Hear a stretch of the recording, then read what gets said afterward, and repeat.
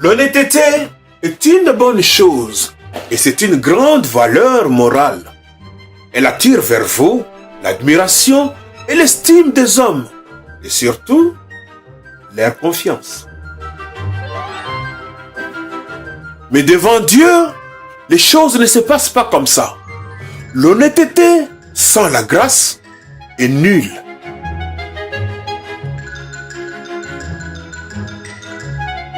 Sans la grâce, elle est comme un homme qui se fait justice lui-même.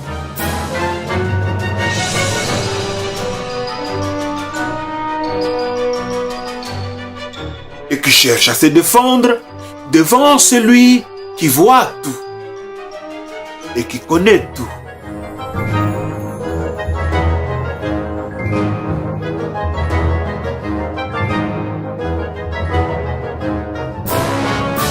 Moi, je suis un citoyen honnête. Je paye mes impôts et mes factures.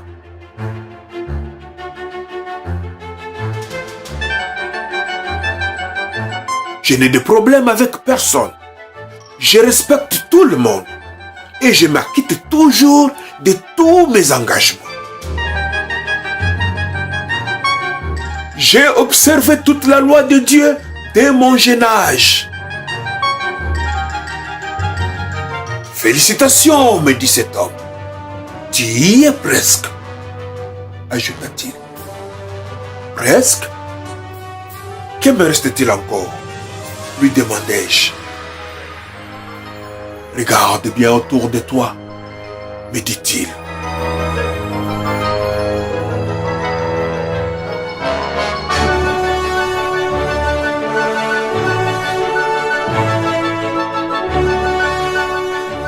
Je lui dis que je suis un bon citoyen, que j'ai été même décoré par le président lui-même de la plus haute distinction de mon pays.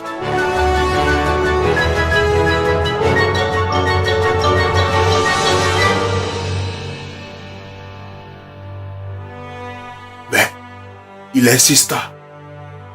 Regarde très bien autour de toi.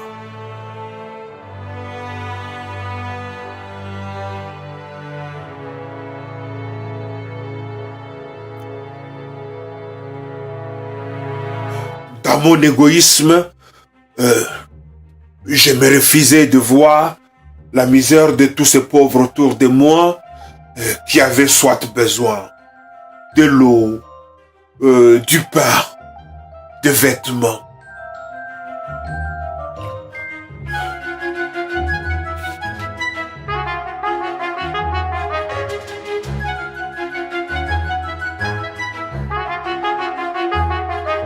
Quoi? Vendre tout mon héritage et le donner comme nourriture aux pauvres? Mais qu'est-ce que mon héritage vient faire là-dedans? Cela n'est pas mentionné dans la loi. Te suivre? Tout abandonner pour te suivre? Mais te suivre où?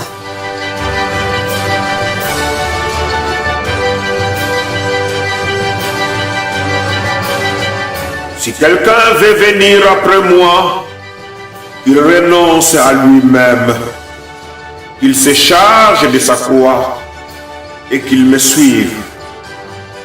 Car celui qui voudra sauver sa vie la perdra.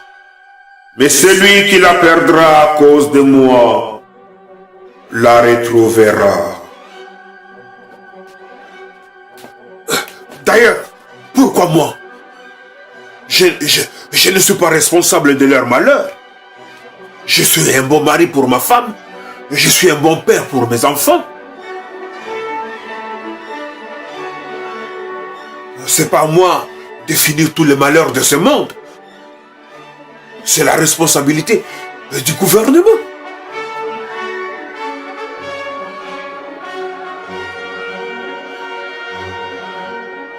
Car j'ai eu faim et vous ne m'avez pas donné à manger.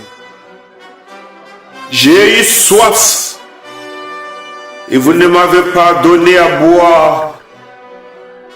J'étais étranger et vous ne m'avez pas recueilli. J'étais nu et vous ne m'avez pas vêtu. J'étais malade et en prison et vous ne m'avez pas rendu visite.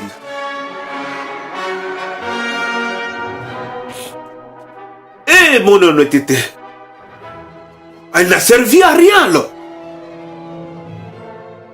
Il me répliqua, ce que je vais te donner, tu ne peux pas l'acheter avec de l'argent. Et ton honnêteté, c'est du chiffon à côté de ce que je vais te donner.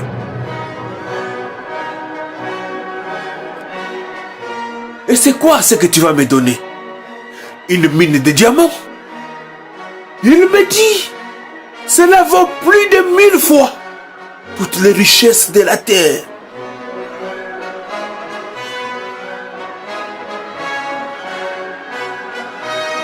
Finalement, je lui demandai, c'est quoi ce qu'il va me donner?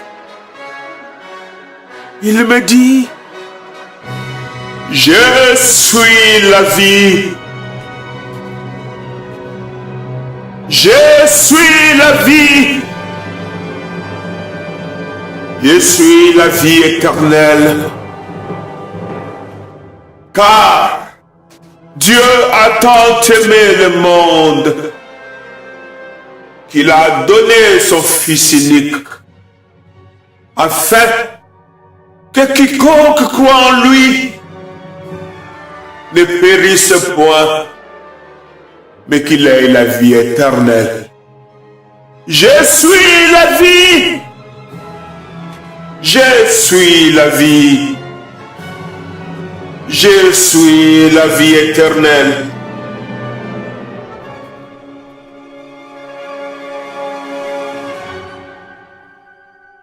J'étais tout triste. Et je vois encore sa main tendue vers moi. Mais ma richesse, c'est aussi important. Je ne peux pas agir ainsi. Je vais décevoir ma famille, mes enfants.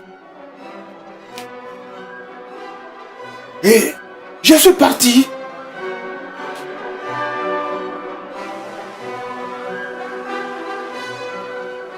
Il me regardait m'éloigner, espérant que je puisse revenir sur ma décision. Et c'est ainsi que la grâce est passée sous mes yeux, sans que je puisse m'en apercevoir. Et mon honnêteté n'a pas pu la retenir. Tellement que j'étais occupé à protéger mes intérêts.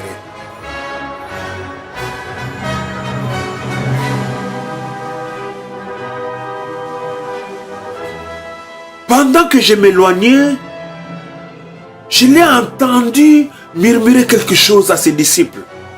Et j'apprendrai plus tard qu'il leur avait dit quelque chose comme qu'il est très difficile à un riche d'entrer dans le royaume de Dieu qu'à un chameau de passer entre le trou d'une aiguille.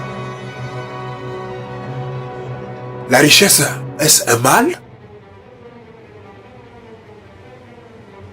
Mais il fit tout pour me faire comprendre que l'amour de l'argent était la racine de tous les maux et qu'on ne peut pas servir de maître.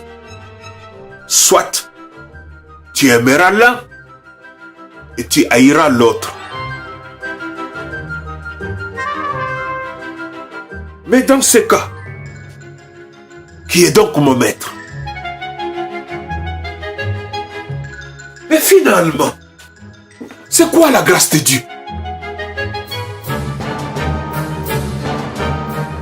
La grâce de Dieu, ce sont les faveurs que Dieu te donne. Non pas pour ce que tu es, ou ce que tu fais, mais pour la confiance que tu places en lui et pour ce qu'il est pour toi. Vous voyez mes vêtements propres. Si vous les aviez vus lorsqu'ils étaient sales, certainement, vous ne m'auriez pas invité chez vous. Vous voyez ma tête coiffée.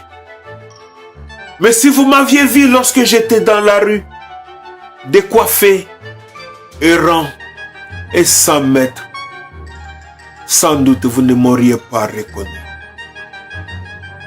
Mes vêtements sont propres, mais jamais je ne les ai lavés ni repassés. Ma tête est coiffée, mais jamais je n'ai laissé personne la toucher. Voilà ce qui arrive lorsque la grâce de Dieu vous visite. Voilà ce qui vous arrive lorsque les doigts de Jésus se pointent sur vous. Car, comme par la désobéissance d'un seul homme, beaucoup ont été rendus pécheurs. De même, par l'obéissance d'un seul, beaucoup seront rendus justes.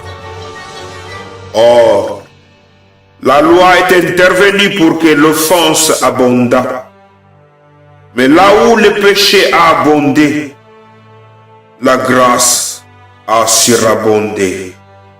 Afin que, comme le péché a régné par la mort, ainsi la grâce régna par la justice pour la vie éternelle. Par Jésus-Christ notre Seigneur, car tous ont péché et sont privés de la gloire de Dieu. Et ils sont gratuitement justifiés par sa grâce, par le moyen de la rédemption qui est en Jésus-Christ.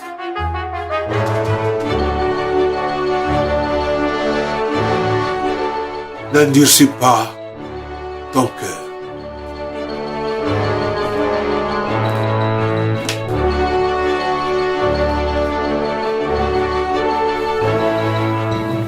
Que tout ce que vous faites se fasse avec amour.